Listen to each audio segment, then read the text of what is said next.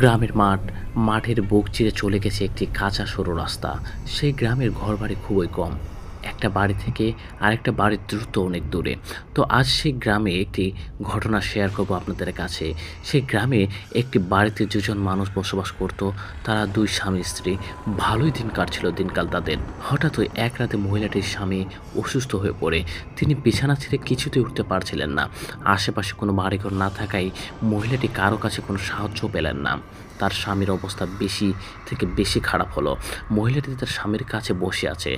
তার স্বামী ঘন ঘন নিঃশ্বাস নেয় আর আস্তে আস্তে নিস্তেজ হয়ে যায়। তার স্বামী এই অবস্থা দেখে মহিলাটি বুঝতে পারে যে তিনি আর বেঁচে নেই, তিনি মারা গেছে।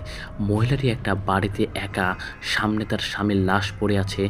কিছুক্ষণ পূর্বে যে জীবিত ছিল সে এখন তার সামনে লাশ হয়ে পড়ে আছে। এই রাতের বেলা একটা বাড়িতে একা মহিলা কী করবে বুঝে উঠতে পারছিলেন না। আশেপাশে বাড়িঘর নেই যে কারো সাহায্য সহযোগিতা নেবে। এখন কি করবে? সে লাশটিকে সামনে নিয়ে একা একা সারা রাত কাটাতে হবে তাকে। কি ভয়ানক একটা ব্যাপার। মহিলাটি ভয়ও পাচ্ছে। কি আশ্চর্য যে লোকটার সাথে এতগুলো বছর কাটালো, যার সাথে অনেক দিন সংসার করলো, এখন তাকেই দেখে ভয় পাচ্ছে। কি একটা অবস্থা। রাত বাড়তে থাকে, তাতে মহিলার ভয়ও ক্রমই বাড়তে থাকে। রাতের বেলা তো লাশটাকে আর দাফন করা যাবে না, লোকজন কেউ নেই, তাই কী করবে ভেবেই পাচ্ছিলেন না। সকালে লোকজনকে নিয়ে লাশটা দাফন করতে হবে, আর এই বিভীষিকাময় রাতটা তাকে লাশটাকে সামনে নিয়ে কাটাতে হবে। প্রায় ১টা বাজে ঘড়িতে হঠাৎই দরজায় কে যেন নক করে। মহিলাটি ভাবে এত রাতে কী হতে পারে। উঠে গিয়ে দরজা খুলতেই দেখে অপরিচিত অচেনা একটি লোক। লোকটিকে দেখে মহিলাটি বলে উঠলেন, কে আপনি, আর আপনি কোথা থেকে এসেছেন? উত্তরে লোকটি বলল সে নাকি তার স্বামীর শৈশবকালের বন্ধু। লোকটি বলে উঠে, আরে ভাবি, আপনি কেমন আছেন ভাবি? মহিলাটি বলে, ভালো আর থাকি কেমন করে, আজ রাতে আপনার বন্ধু মারা যায়, এই যে তার লাশ। লোকটি লাশটিকে দেখে বলতে থাকে, আহা, বেচারা খুব ভালো লোক ছিল, কিভাবে মারা গেল? মহিলাটি বলে, অসুস্থ ছিল, ঘরে পড়া ছিল অনেক দিন, আজ হঠাৎই মারা গেছে। লোকটি একথা শুনে খুব আফসোস করতে থাকে। একসময় লোকটি বলে, ভাবি, আমি বিদেশে ছিলাম, আজ বাড়ি ফিরছিলাম, আপনাদের বাড়ির সামনে দিয়ে যাচ্ছিলাম, তাই ভাবলাম আপনাদের সাথে একটু দেখা করে যাই। মহিলাটি বলল, আচ্ছা, কিন্তু এর আগে আপনাকে তো দেখিনি। লোকটি বলে, আরে ভাবি, বললাম তো আমি বিদেশে ছিলাম, অনেক আগে ২-১ বার দেখেছেন, হয়তো আপনার মনে নেই। লোকটি তখন বলে, ভাবি, আপনার ঘরে কি খাবার কিছু আছে? থাকলে যদি দিতেন আমি একটু খেতাম, আমার খুব খিদা লেগেছে। মহিলাটা বলে, একে তো মারা বাড়ি, আচ্ছা ঠিক আছে, আপনি বসুন, আমি আপনার জন্য খাবার নিয়ে আসছি। একথা বলে মহিলাটি খাবার নিয়ে টেবিলে রাখে। লোকটি খাবার খেতে লাগলেন। আরে ভাবি, আরও খাবার থাকলে দেন, অনেক ক্ষুধা লেগেছে। মহিলাটি ঘরে যা খাবার ছিল সব খাবার দিয়ে দিল লোকটি। সে খেয়াল করে লোকটি অস্বাভাবিকভাবে খাচ্ছে এবং কিছুক্ষণের মধ্যে সব খাবার শেষ করলো সে। লোকটি বলতে লাগলো, ভাবি, আরও খাবার থাকলে দেন, আমার খিদা এখনও মেটেনি।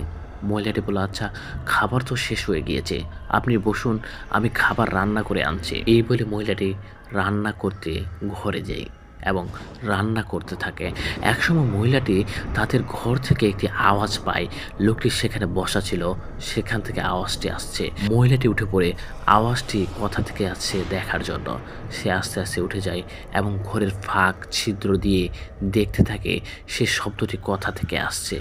মহিলাটি ঘরের বেড়া ছিদ্র করে তাকিয়ে যা দেখলো সেটা দেখার জন্য সে মোটেও প্রস্তুত ছিল না। মহিলাটি দেখে, কি, লোকটি এখন আর কোনো মানুষের রূপে নেই, সে ভয়ঙ্কর এক জানোয়ারের মতো দেখাচ্ছে। বিশাল বড় দেহ, সেই দেহটি অনেক লম্বা লম্বা লম্বা দাঁত। মহিলাটি দেখে তার স্বামীর লাশের কাছে ভয়ানক দেখতে অবয়বটি লাশটির বুক চিরে রক্ত মাংস ছিলে ছিলে খাচ্ছে। এটা দেখে তো মহিলার শির দ্বারা দাঁড়িয়ে গেল। একই সর্বনাশ, কিভাবে এটা সম্ভব? মহিলাটি ভাবলো, এখন সে যদি লাশটির কাছে যায় তাহলে তার বিপদ হতে পারে, যদি তাকে কোনো ক্ষতি করে বসে। তাই মহিলাটি পুনরায় রান্নাঘরে দৌড়ে চলে গেল। চুলায় পাতিল বসালো, রান্না করা হচ্ছিল। এখন মহিলার চুলায় জাল দিচ্ছে আর ভাবছে কি করা যায়, কি করবে সে ভেবেই পাচ্ছে না। যদি লাশটিকে খেয়ে তখন তার কাছে আসে তাহলে সে কি করবে, তখন কে তাকে বাঁচাবে? এসব ভাবতে ভাবতে মহিলাটির মাথায় একটা আইডিয়া আসে। আগুন, হ্যাঁ, চুলায় তো আগুন আছে। আর মহিলাটি এতদিন সবার কাছে শুনে এসেছে যে আগুনের কাছে নাকি তার আসতে পারে না, আগুনকে খুব ভয় পায় খারাপ আত্মা অশরীররা। এসব ভাবছে ও চুলা থেকে একটু একটু করে আগুন বের করে তার চারপাশে রাখলো। চুলা তখন জ্বলছে।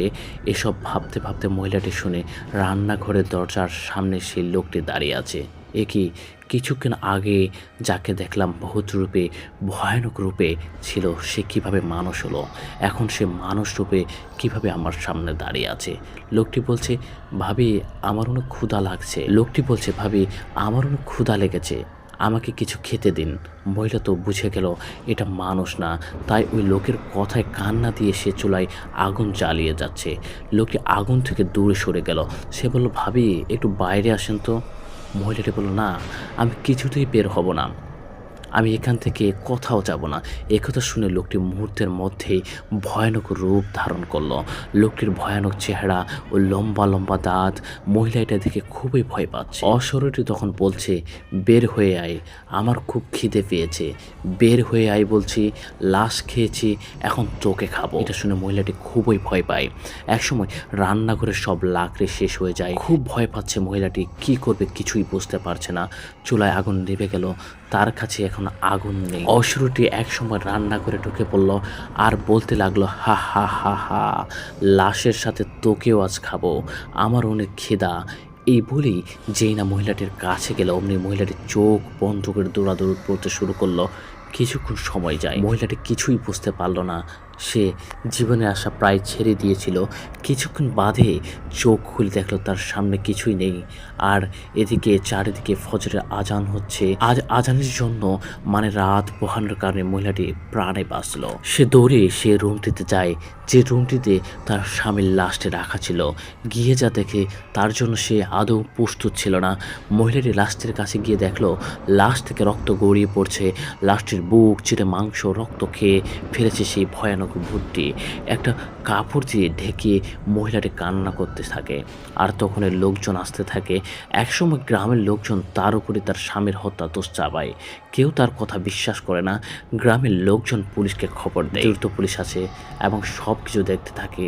মহিলাটিকে জিজ্ঞেস করা হলো। মহিলাটি বলল, ভূতেই এই কাজটি করেছে, কিন্তু কেউ বিশ্বাস করলো না। পুলিশ বলছে, ভূত টুত হয় নাকি আবার, তাও আবার লাশ খাওয়ার ভূত, যত সব পাগল। এই মহিলাকে মনে হচ্ছে যেন মানসিক রোগী, তার মাথায় সমস্যা আছে। মহিলাটিকে গ্রেফতার করে থানায় নিয়ে যাওয়া হয়। লাশটিকে পোস্টমর্টম করার পর যে রিপোর্ট আসে তা দেখে পুলিশের চোখ কপালে উঠে যায়।